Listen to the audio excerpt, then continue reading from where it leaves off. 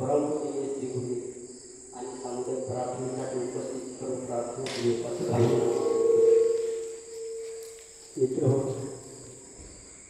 दिवस रात्रीच्या संधीप्रती जे संस्कार होतात ते दृढ संस्कार असतात। त्यासाठी सामुदायिक प्रार्थनेचा वेळ हा संध्याकाळचा आहे आणि खानाचा वेळ हा सकाळचा आहे।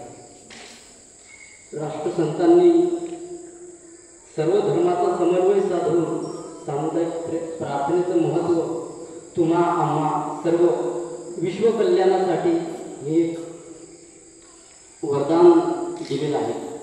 आणि ही सामुदायिक प्रार्थना आजकालची नसून हजारो वर्षापासून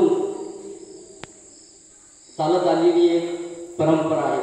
ही आपल्यापर्यंत या संतांनी पोहोचवली आहे। महाराज म्हणतात, सर्व धर्माचा समन्वय विश्व शांतीचा उपाय, लोक सुधारणेचे विद्यालय सामुदायिक प्रार्थना।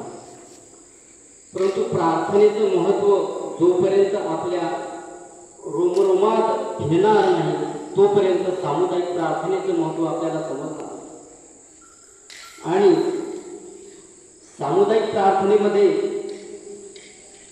कोण्या धर्माचा किंवा एकाच धर्माचा किंवा एकाच जातीचा किंवा स्त्री आणि पुरुष, तरुण म्हातारे यांचा भेदभाव नसताना सर्व धर्माचे, सर्व पंथाचे स्त्री पुरुष, मुलं बाळं या ठिकाणी सामुदायिक प्रार्थनेसाठी येऊन बसून आपण सामुदायिक प्रार्थना घेऊ शकतो।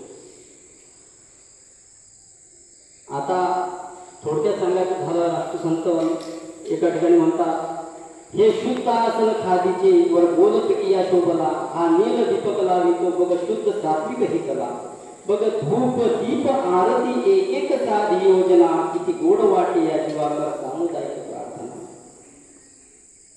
बालमित्रांनो, तुम्हाला अशी कल्पना होत असेल, या ठिकाणी आसन आहे, तिथे एक तकिया आहे,